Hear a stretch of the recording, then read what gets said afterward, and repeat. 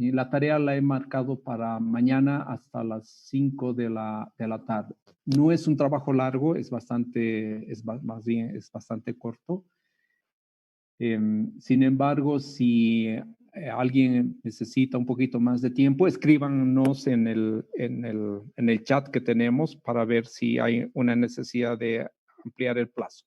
Pero en principio es hasta mañana, hasta el momento antes de que empecemos la clase. Es decir, creo que lo tienen que entregar a las 19:30. ¿En qué consiste? Consiste en hacer una tabla para un día. El día lo escogen de la manera siguiente. Ven el mes que han nacido, si han nacido el mes de junio. Entonces, en la tabla, les voy a mostrar una tabla que también está en el libro, creo que en la página 46. Escogen entonces cuál es el día típico. Y creo que en junio es el 11 de junio.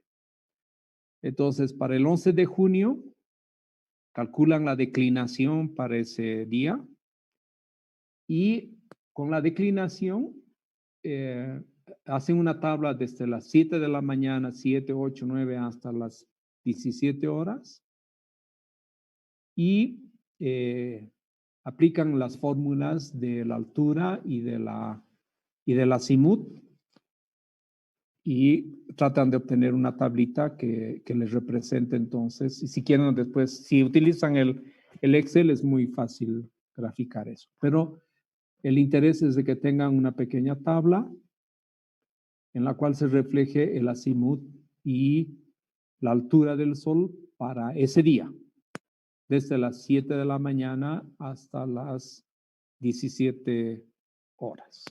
En eso consiste el trabajo. Yo casi les recomiendo utilicen el Excel, pero pueden utilizar un programa. Es bastante sencillo. Bien.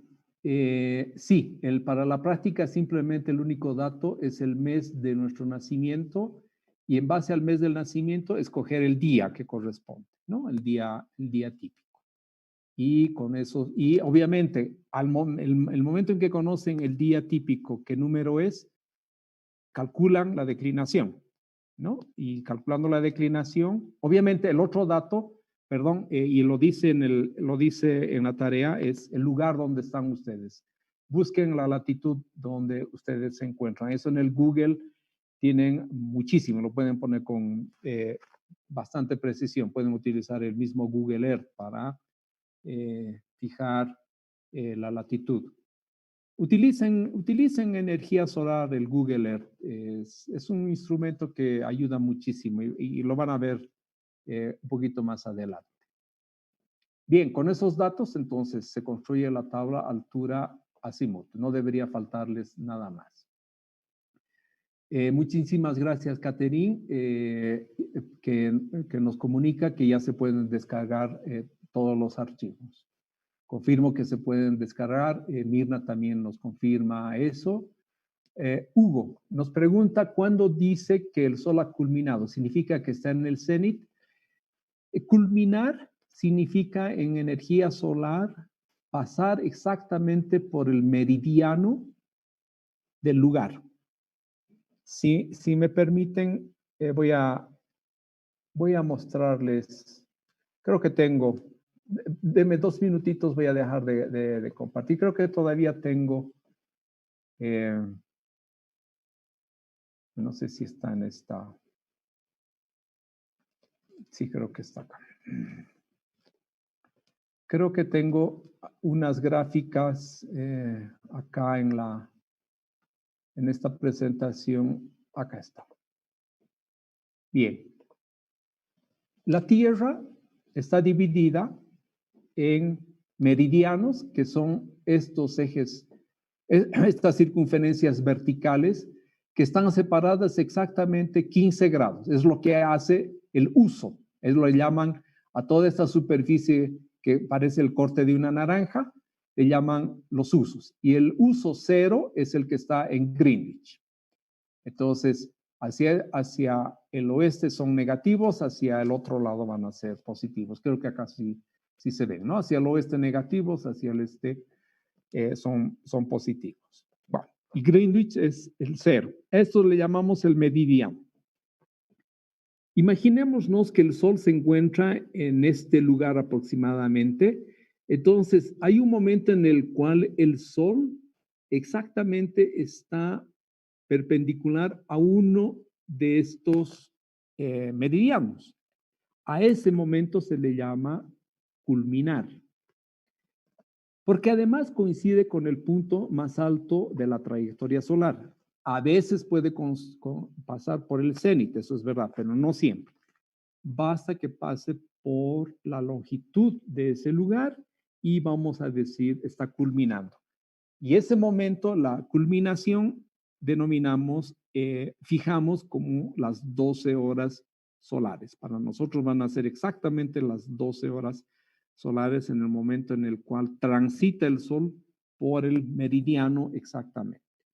Entonces, y el meridiano son estas líneas, ¿no? Que vemos, que son los círculos máximos verticales. Entonces, cuando el Sol atraviesa una de estas líneas, pasa por encima de la línea, en realidad es lo que nosotros llamamos culminar. Vamos a otras preguntas. ¿Se puede confirmar con estos cálculos de hora en Stavanger, Noruega, el Sol sigue a las 9 de la noche? Sí. Si me permiten, me voy a salir un ratito de la pantalla y creo que tenemos un Excel. Deme dos minutitos, para buscar. Entonces, el Excel que también ustedes lo tienen, corresponde a curso al 03. Es la hora al atardecer y al anochecer. Veremos si nos puede dar eso. Creo que sí. Bien, entonces les voy a compartir nuevamente mi pantalla y por favor me confirman que estamos viendo. Es el archivo 03 de geometría solar. Ustedes lo tienen. Bien, nosotros tenemos una latitud escogida acá, está en verde, por lo tanto es la que puedo cambiar, de menos 17,4. No sé qué latitud tendrá este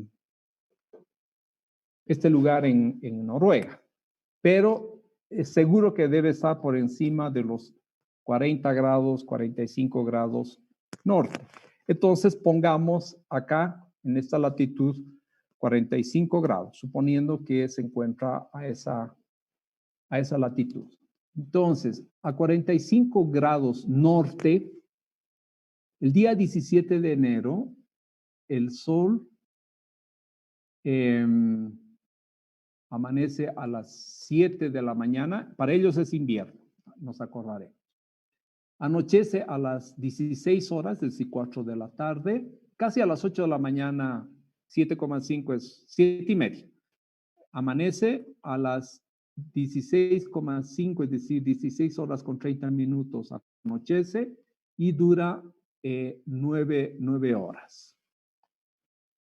En su verano, que correspondería acá, en su verano que correspondería a junio, ¿no? En este lugar, suponiendo que Noruega está en 40, no sé, no estoy seguro, pero suponiendo. Entonces, el 21 de junio amanece a las 4,3, es decir, 4 de la mañana. Anochece a las 19,7, como a las 7 de la noche, casi 8 de la noche, casi 20 horas. Y el día dura 15 horas. Si nos vamos todavía más al norte, es decir, tomemos el caso de los a 60 grados, muy cerca del del polo ártico. El polo ártico está casi a 67. 60 grados, norte, muy arriba. Entonces, miren cómo varía además la duración del día. En su verano de ellos, el día dura entre las 3 de la mañana y las 21 horas. Y veremos, acá abajo. En junio, 21 acá, el 21 de junio, que es el verano en el norte, el sol amanecería a las 2 de la mañana, 2,8, casi 3 de la mañana, y se pondría a las 9 de la noche, 21,2 horas, y el día dura 18,49 horas. Verdad, eso ocurre. En marzo sigue siendo 12 horas, ¿no? Y también en septiembre, 11,9. Entonces, lo que quiero mostrarles es que nuestras fórmulas funcionan porque la gran ventaja de la mecánica astronómica es como un reloj y las ecuaciones que tenemos simplemente están reflejando ese reloj. Hay mucha precisión en este tipo de matemáticas, ¿no? Ahora, vámonos a Bermejo, ¿no? Bermejo está a 22 grados negativo, es menos. 22 grados hacia el sur.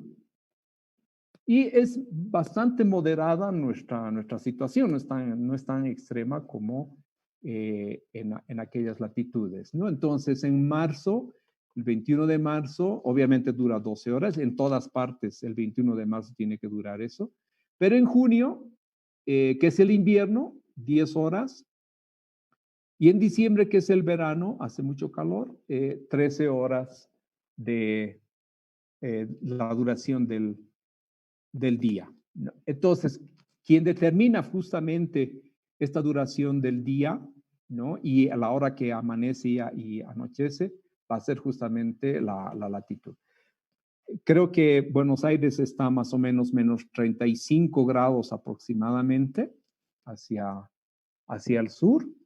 Y en Buenos Aires, entonces, en junio duraría 9 horas y en diciembre 14 horas, una hora más que nosotros. Pero si nos vamos a la Patagonia, que seguramente debe estar como menos 55 grados aproximadamente, tengo otra vez el mismo fenómeno que teníamos en el norte, ¿no? Entonces, fíjense, es universal nuestras ecuaciones, ¿no? No tienen límites en realidad, para el caso de la declinación, pero sí para el tema para los temas de la radiación solar y un poquito para la altura y el azimut, sí tenemos que considerar las condiciones locales y que nos encontramos en las latitudes del sur, ¿no? Y ya no se puede. Si quiero hacer el cálculo en la latitud norte, tengo que hacer las correcciones de los signos, por ejemplo. Bien, sigamos con algunas. Perdón, ya me he salido. Voy a volver a compartir la pantalla. Perdón. Seguiremos había algunas otras preguntas en el chat. Habíamos respondido ya al hecho de culminar, el hecho de las horas. Entonces, en Noruega a las 9 de la noche sí sigue, es decir, en su verano a las 9 de la noche todavía sigue de día, ¿no? Se puede hacer entonces con todas estas ecuaciones un cálculo de la energía no aprovechada debido a que el panel no siempre está. Sí, sí, se puede hacer y se hace, en realidad se hace el cálculo. Eso lo vamos a ver un poquito más adelante. ¿Cuánto pierdo, cuánto gano cuando inclino? Es decir, algunas veces gano, otras veces pierdo. Siempre va a ser eso. Hay un tema de ganancia y pérdida. Y la idea es hacer la simulación en el cual mi ganancia sea máxima y mi pérdida sea mínima, ¿no? Es un poco ese juego. Y como intervienen ecuaciones que tienen un cierto grado de complejidad, entonces es medio difícil utilizar criterios de Lagrange, ¿no? Para decir la derivada de la función que sea cero y la segunda derivada sea negativa para tener los máximos o positiva para tener los mínimos, ¿no? Eso dependiendo. Entonces, recurrimos a la simulación donde hacemos muchos escenarios, ¿no? Escenarios, digamos, casi cercanos y vemos cómo varía según esos escenarios hasta encontrar el óptimo. Es la manera más sencilla que en lugar de resolver ecuaciones que tienen una relativa complejidad, ¿no?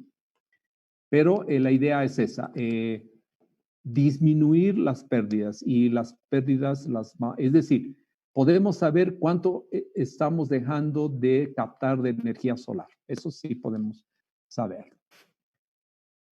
Otra pregunta de Alejandro, esta pregunta venía de Pedro Reinaldo. La pregunta de Alejandro, ¿se puede hacer entonces con todas estas ecuaciones un cálculo? No, perdón, ya la había leído esta. Alejandro Mejía nos dice, para el cálculo de la hora de salida y puesta del sol es según los datos de nuestro mes de cumpleaños y el día típico de ese mes. Y si eso lo calculamos con el ángulo de hora de salida y puesta del sol, sí, exactamente. Sin embargo, en el caso que vamos a estudiar, que en la tarea que les estoy dando, ¿por qué les pido que partan de las 7 de la mañana y terminen a las 17 horas? Ni siquiera a las 18 horas, sino a las 17. Es verdad que hay necesidad de calcular la hora de salida y la hora de entrada. Tenemos las fórmulas para calcular eso, ¿no? Y obviamente deberíamos empezar con la hora de salida, ¿no? Para calcular cualquiera de los parámetros que necesitamos. Sin embargo, la hora de salida y la hora de puesta del sol no es exactamente las 6 de la mañana, las 7 de la mañana, sino muchas veces es 6 menos 10. Entonces, desde 6 menos 10 tengo que hacer una integral hasta las 7 menos 10, de las 7 menos 10 a las 8 menos 10, y voy a llegar a las 12 menos 10. Y 12 menos 10 no me gusta porque a las 12 menos 10 en hora solar no está culminando, ¿verdad? Para nosotros culmina a las 12, ¿no? Y siempre es bueno tener un 0 ahí para referencia. Entonces, para evitar que cuente por este momento, desde la hora del amanecer hasta la hora del atardecer exacto, es que les pido simplemente que lo hagan desde las 7 hasta las 9. Pero sí, hay que calcular obviamente la hora de salida y la hora de entrada. En eso sí usted tiene toda la razón. Hay que calcular, pero la altura y el azimut solamente los empiezan a calcular a partir de las 7 de la mañana. Creo que estas son todas las preguntas. Si alguien, de alguien me he olvidado su pregunta, si alguien me puede decir que ha puesto en el chat y no se la ha respondido. Si la hemos respondido todas, entonces vamos a continuar. A medida que vayan surgiendo dudas, pónganlas por favor en el chat. Eso ayuda muchísimo a que podamos avanzar en el curso y yo me pueda hacer entender. Hay a veces cosas que no me hago entender, entonces díganmelo por favor. Bien, vamos a entrar entonces ahora a la segunda parte, que es la radiación solar. Denme 2 minutitos para poner y voy a compartir nuevamente la pantalla. Entonces, compartir y radiación solar. Es decir, la pantalla, compartir y estamos acá. Voy a poner en modo presentación. Bien, radiación solar. Antes de empezar, simplemente lo que quiero es que acordemos una anotación. Y la anotación es relativamente sencilla. Es una anotación que la van a encontrar en muchos textos. G la G mayúscula además, siempre va a ser para nosotros la radiación solar global. ¿Qué es la radiación solar global? Vamos a verla más adelante, es la suma de la directa más la difusa. Pero G viene de global. Ahora, la global se puede diferenciar en horaria, que es este GH, ¿no? Y cuando pongamos entre paréntesis un 0, quiere decir que es la global sobre una superficie horizontal. Cuando GH la pongamos dentro de los paréntesis con beta, es una superficie inclinada beta grados, pero al norte. Y cuando yo tenga un GH, es una global horaria, y entre los paréntesis beta más menos alfa es una global horaria sobre una superficie inclinada beta y con un azimut, dependiendo sea positivo o negativo, alfa grados respecto del norte. Esa va a ser nuestra nomenclatura. GD, es decir, cuando tengamos la D, es la global diaria, es decir, es la cantidad de energía solar que ha caído durante todo el día. El GH es la cantidad de energía que ha caído durante una determinada hora. Y GD es la que ha caído durante todo el día. La letra B mayúscula siempre va a estar reservada para la radiación solar directa. Vamos a definir qué cosa es esta radiación solar directa. Pero viene de la palabra beam, que quiere decir haz de luz. Beam. Entonces de ahí viene B. Y obviamente la radiación solar D mayúscula la vamos a reservar para la radiación difusa. Entonces no está difícil. G para la global, B para la directa, beam, y D para la difusa. Dentro de ellas las variaciones van a ser global horaria. También va a haber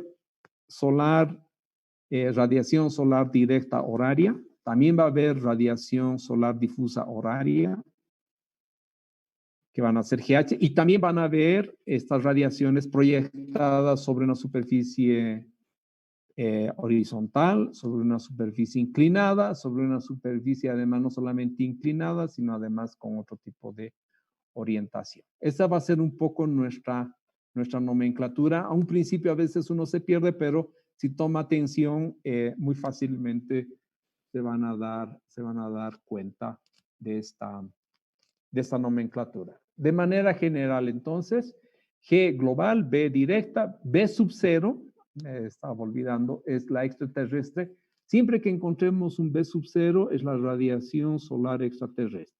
Esta radiación solar extraterrestre es la que llega a la superficie, o si se quiere, a la capa superior de la atmósfera. No es la que llega al suelo todavía. Esa es la extraterrestre. De difusa, y vamos a poner otra más, la AL, que es la reflejada del suelo, ¿de acuerdo? Cualquiera de estas puede ser una X, ¿no? Es decir, puede ser G, B sub 0, D, AL.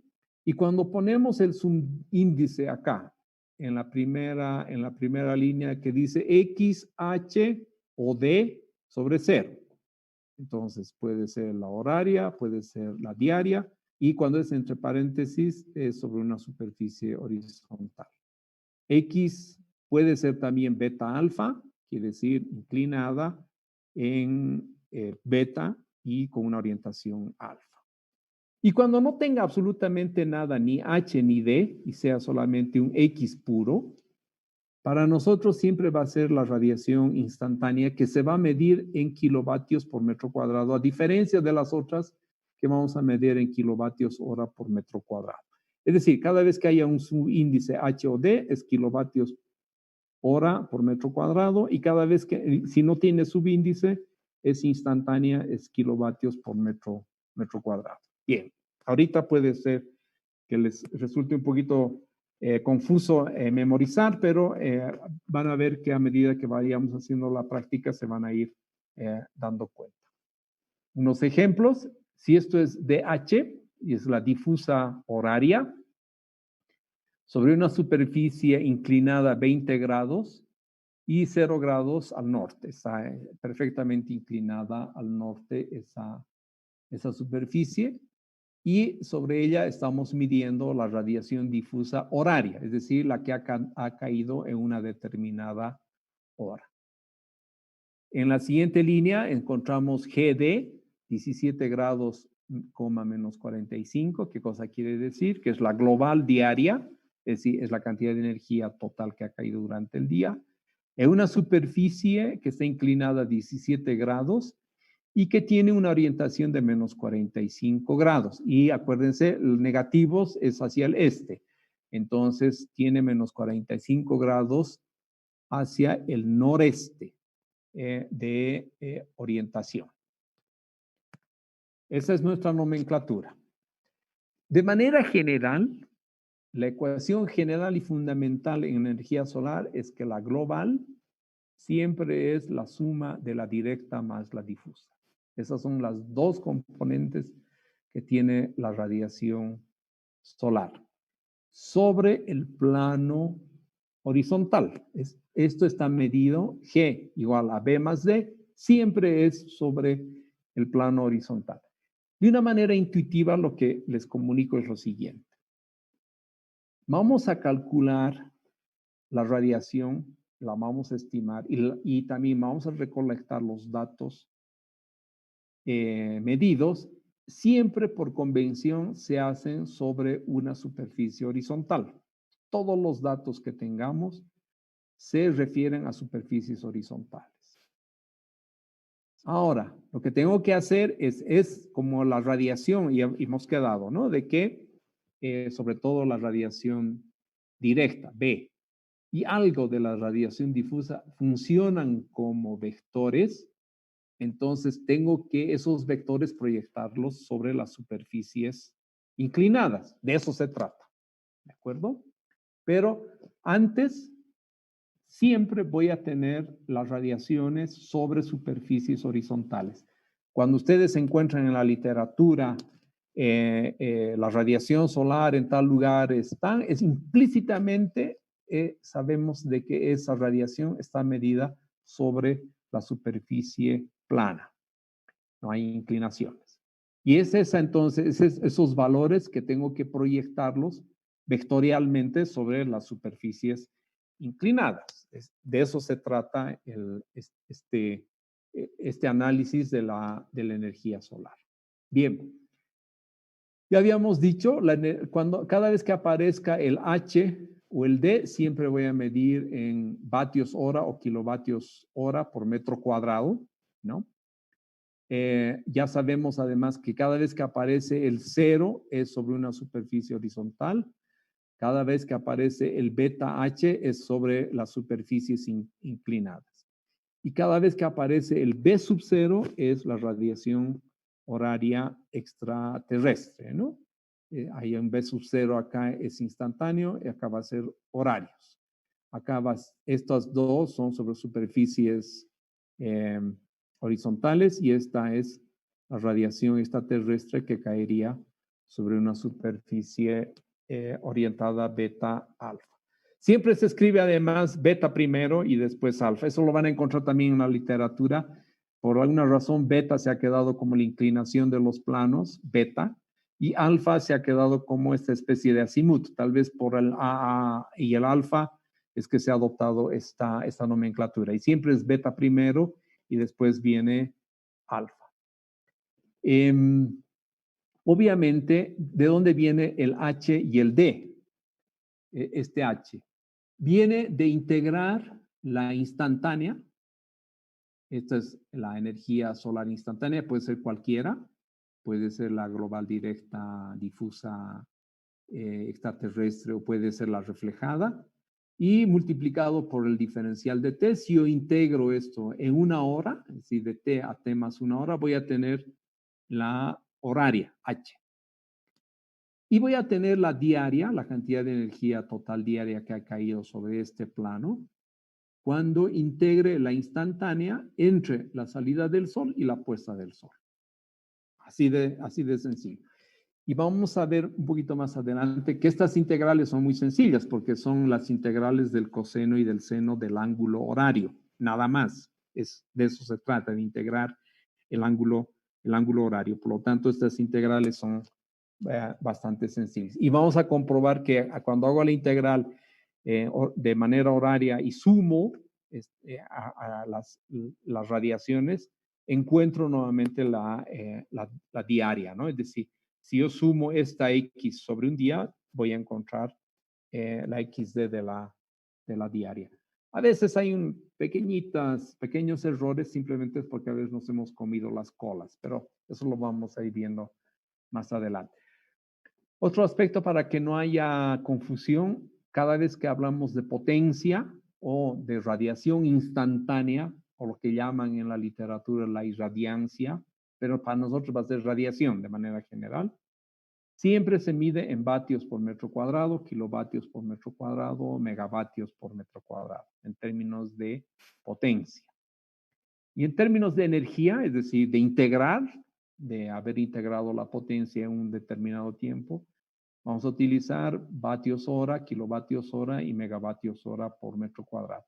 Esa es normalmente la nomenclatura. No se utiliza joules, no se utiliza calorías. Hay libros que tienen todavía calorías o joules para medir la energía solar, pero normalmente son libros de los años 70. Hoy en día todos utilizamos vatios hora, kilovatios hora, megavatios hora para energía.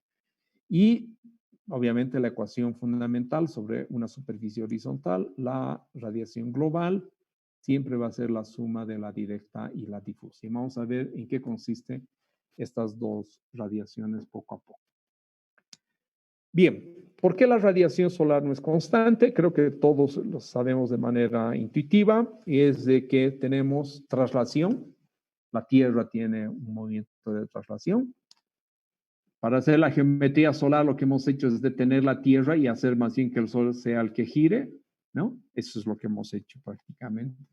Pero en un sistema heliocéntrico, nosotros tenemos una traslación, y esta traslación no es exactamente circular, es lo que habíamos un poquito visto, es un poquito una elipse con una excentricidad muy chiquitita, pero al final influye en el valor de la radiación solar. Y por el otro lado, tenemos que el eje está inclinado, lo que hace entonces que tengamos estaciones. Por lo tanto, no tengo en ningún momento una energía solar que sea constante. La tengo en valores dinámicos. Y eso es lo que trae un poquito de complicación, pero que es perfectamente superable desde el punto de vista teórico, desde el punto de vista experimental. Es completamente factible manejar y hacer ciertas predicciones de la radiación solar. Muy posiblemente en el curso, en este curso, ¿no?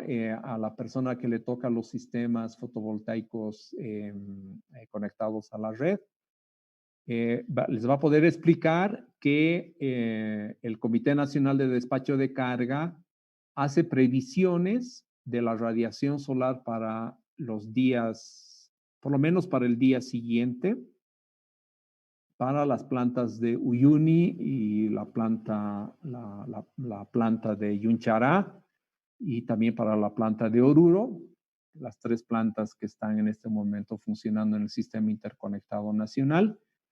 Hacen previsiones porque tienen impacto en la disponibilidad de energía, y en cierta manera tienen impacto en la determinación de algunos costos, de algunos precios.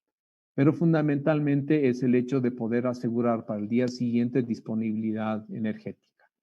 Entonces, también tiene este valor. Lo que vamos a hacer ahora es el hecho de tener unas predicciones con ciertos grados de probabilidad para por lo menos el día siguiente, digamos, ¿no? Bien. ¿De dónde viene la energía solar? sí, viene del Sol, efectivamente, pero pasa lo siguiente en el Sol. En el Sol hay dos fuerzas que están en equilibrio. Una de las fuerzas es la gravitacional. Son miles de toneladas de hidrógeno fundamentalmente que tratan de agolparse hacia el centro hacia el centro solar. Y como la presión es bastante grande, entonces los átomos de hidrógeno llegan a acercarse tanto entre ellos que se genera una reacción nuclear. Esta reacción nuclear hace que dos hidrógenos formen helio. A su vez, el helio que ha sido formado va a interaccionar con otros helios y también con otros hidrógenos y va a ir generándose los siguientes elementos, los elementos químicos. El hidrógeno, el helio, el litio, el boro, el lirio, y así sucesivamente van creciendo. Y es ahí donde los elementos químicos se fabrican, es en el centro del Sol. Esta es una reacción nuclear exotérmica, es decir, que desprende calor. Y está la fuerza de esta explosión, de estas explosiones, que puede llegar a compensar la fuerza de la gravedad. Y es de ahí entonces de que la fuerza de gravedad tiende a aplastar y las reacciones nucleares tienden a expandir. Y eso hace que se genere entonces un equilibrio. Y la energía que se genera en el centro solar va a viajar hasta la superficie y parte desde la superficie como radiación electromagnética. Fundamentalmente es radiación electromagnética la que nos llega y la que interactúa con nosotros. Ustedes, es muy fácil y la tenemos eso como experiencia cotidiana.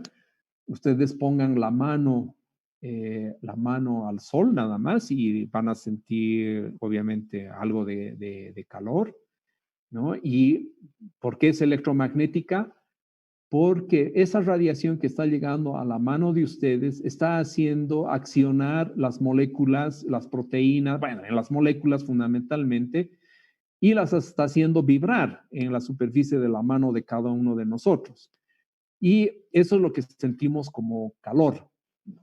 Y ustedes saben que tanto los átomos y las moléculas de la superficie de nuestra mano son cargas positivas y negativas y por lo tanto interactúan con las ondas electromagnéticas. Es un campo eléctrico y es un campo magnético que hace mover, hace vibrar a las moléculas y esa vibración es la que sentimos nosotros como la sensación de calor. Esa es la razón por la cual la radiación que nos llega, la radiación es efectivamente electromagnética. La superficie del Sol tiene 5.000 grados de temperatura y es más o menos como 5 millones de grados de temperatura al centro del Sol. En otras palabras, toda la cantidad de materia que hay entre el centro y las superficies funciona como un aislante, digamos, ¿no?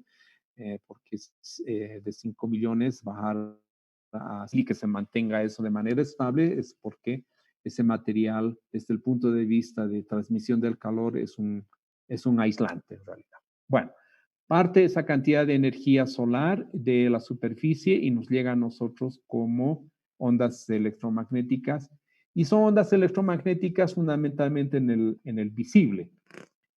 Que la podemos descomponer en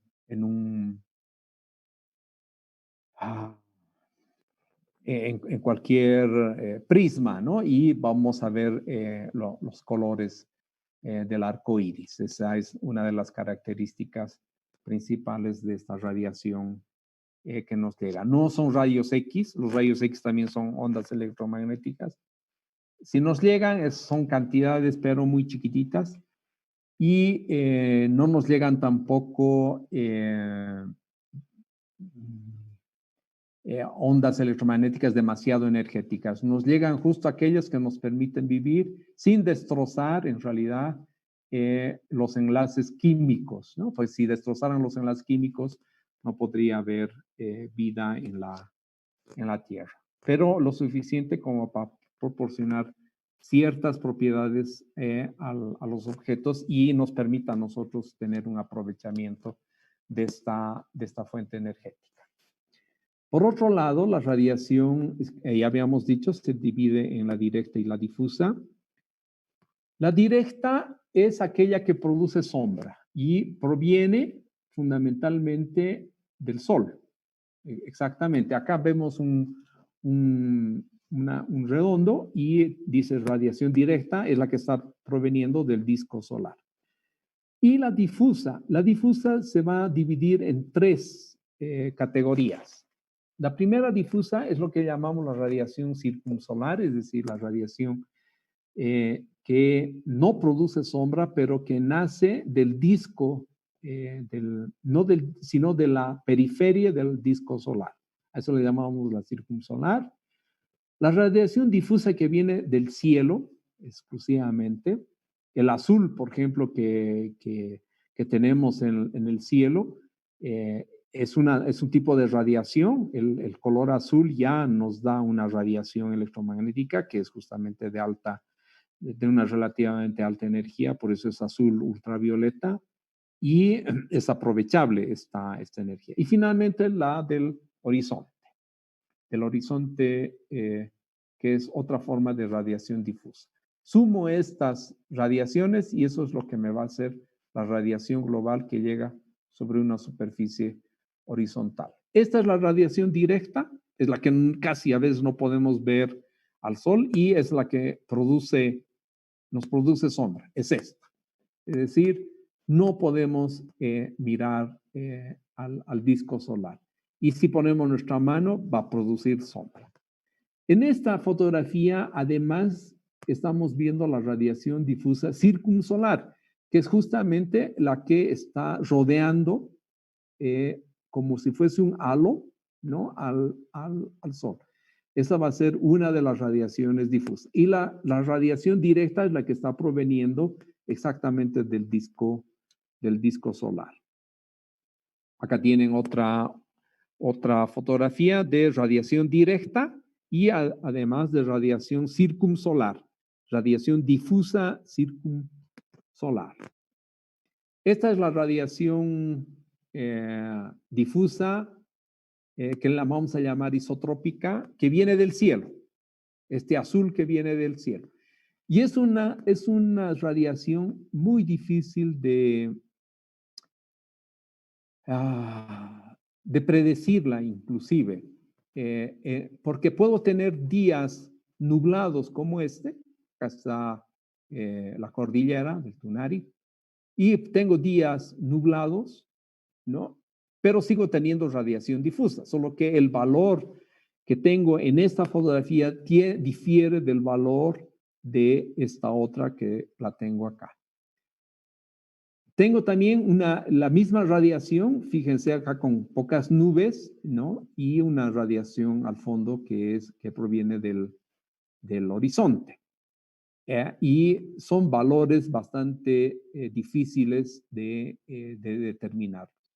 Un día, por ejemplo, como con unas nubes de este tipo, está haciendo sol, sin embargo, tenemos radiación difusa proveniente de esta parte que tiene seguramente otros valores que son menores o mayores, no sé todavía, de este tipo de radiación que es completamente azul. Fíjense en esta otra, es un día lluvioso en la ciudad de La Paz y sigo teniendo radiación difusa. Acá no hay radiación directa global porque el sol está completamente tapado, pero tengo todavía radiación difusa. Y si me preguntan cuánto vale, la única manera de saber cuánto vale es midiéndola, ¿no? Y además, a los pocos, tal vez a los pocos minutos, a la media hora, se ha de disipar y esto ha de cambiar de valor. Por lo tanto, la radiación difusa tiene algunas dificultades, sin embargo, no nos va a impedir de poder hacer algunas estimaciones en lo que llamamos el año típico meteorológico para determinar el valor a pesar de su alta variabilidad. Y acá tenemos la que se llama la radiación del horizonte. Este es un día que no está contaminado acá en la ciudad de Cochabamba, porque normalmente esto se lo ve bastante plomo. Pero pueden ver un halo casi blanquecino en el fondo, ¿no? Esto también es un tipo de radiación solar difusa del horizonte. Esta sería la que está acá arriba en la parte azul, sería la radiación difusa isotrópica porque es la misma, la que viene de este punto, de este otro punto o de este otro lugar, ¿no?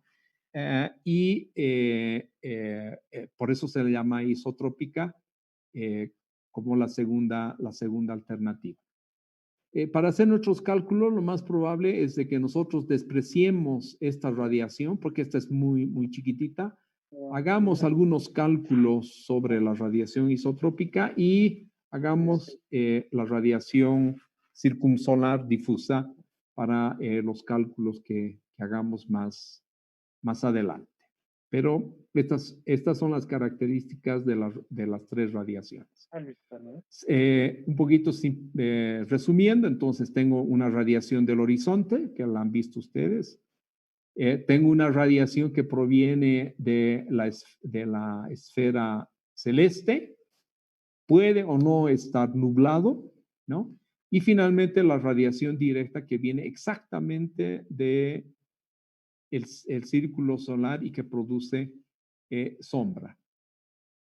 Y estas son las características entonces de la radiación solar.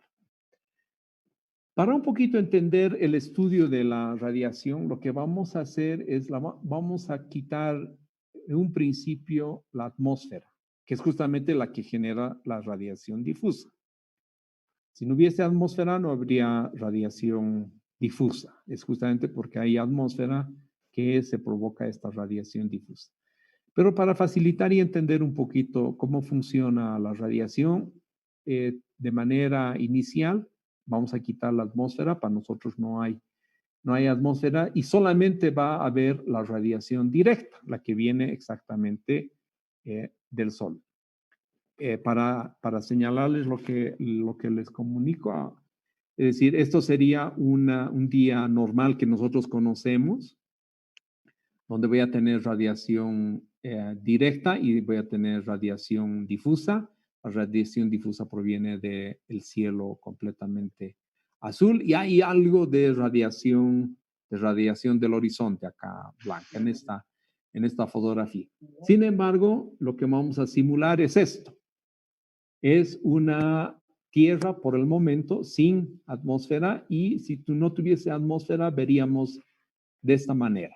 Prácticamente sin radiación difusa, es negro prácticamente todo, y solamente habría radiación directa que llega al suelo. Esta es la manera de iniciarse en radiación solar, estudiando el fenómeno sin atmósfera. Y obviamente utilizando el ojo de pez, ¿no? Es decir, utilizando la altura y el azimut, o el ángulo horario y la declinación para determinar la cantidad de radiación solar que ha de llegar sobre nuestra superficie. En este caso, vamos a analizar una superficie plana. El otro tema que vale la pena considerar, que yo lo había adelantado ya antes, la que vale siempre es la radiación perpendicular a la superficie. Entonces, yo tengo en este caso dos posiciones del Sol. Esta posición que está completamente vertical es completamente vertical y voy a tener entonces una absorción acá y acá tengo yo una radiación que está inclinada, ¿no? Y la que vale es la que está siendo proyectada de esta inclinada sobre la ecuación normal. Bien, nos vamos a quedar acá como primera parte, ¿no? Y mañana continuamos Creo que yo me he pasado como, no sé, como 7 minutos o 10 minutos. Mil disculpas, pero vale la pena que ustedes me recuerden que ya es hora. No sé si tenemos preguntas en el chat, si hay una pregunta en el chat. Y si me permiten, 2 minutitos para que la podamos ver, no la estoy pidiendo. Me voy a salir de compartir. 2 minutitos, por favor. Sí. Y déjenme, dice, ¿la radiación difusa es significativa respecto a la radiación directa? Sí, a lo largo del día, sí. A lo largo de 1 hora, no tanto. Eso lo vamos a ver. Después hay, sí, esa era la única pregunta, pero la voy a ampliar mañana un poco más. Mil disculpas, me he pasado 7 minutos y creo que los estoy explotando un poco. Entonces, mañana nos vemos 7:30 y seguimos con la radiación solar. Muy posiblemente mañana jueves y algo del viernes tomemos para terminar radiación solar y la mitad del viernes y el sábado tomamos para la parte de los paneles solares. No sé si hay alguna pregunta, algo extra que quiera alguien manifestar antes de que nos vayamos a descansar. Bien, les quedo agradecido y mañana nos vemos. Y por favor, háganme el recuerdo, son las 9:30 y díganme, es decir, por favor, pare para que no los canse. Muchísimas gracias y nos vemos mañana. Gracias, ingeniero. Gracias, hasta Muchas luego. gracias, ingeniero. Hasta luego. Hasta luego. Muchas gracias. Hasta luego, gracias. Suerte, hasta luego. Gracias. Hasta luego.